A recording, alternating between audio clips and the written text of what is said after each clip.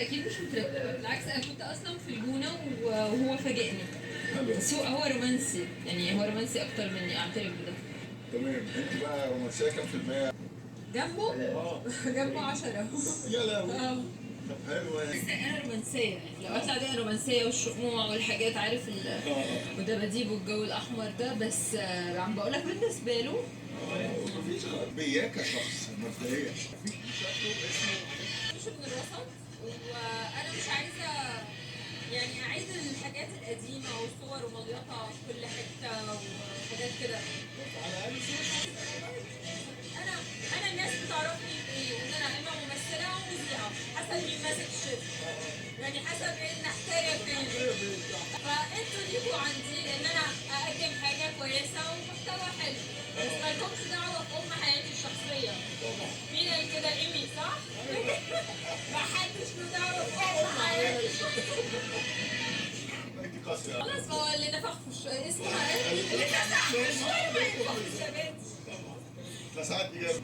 في الخبر فجاه هنلاقيكم اتجوزتوا. لا، حتى يعني ساعة لما هتجوز مش هقول ان انا اتجوزت. طب انا بقول لك هنلاقيكم فجاه. لا مش هقول ان انا ولا خلاص، انا دلوقتي اعلنت انه في حد. خلاص. بس انتوا عايزين او التصوير. خايف عليه من البنات. لا، هم خايفه من ايه اكتر؟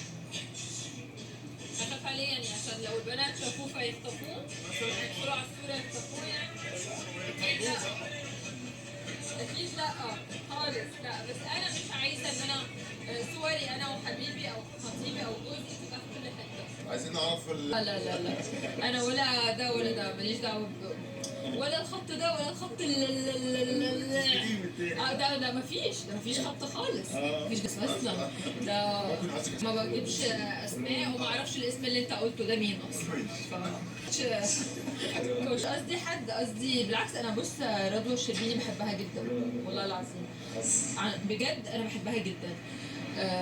يكفي ان هي ست عندها كرامه، ده يكفيني.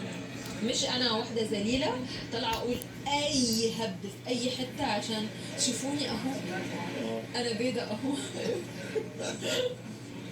لا طيب يعني لا، بس الراجل ما بيحبش الست القويه، ما بيحبش الست اللي عندها كرامه قوي، ما بيحبش. بص، الراجل ما بيحبش الست الذكيه اصلا، غير او الا الراجل اللي واثق من نفسه كتير قوي.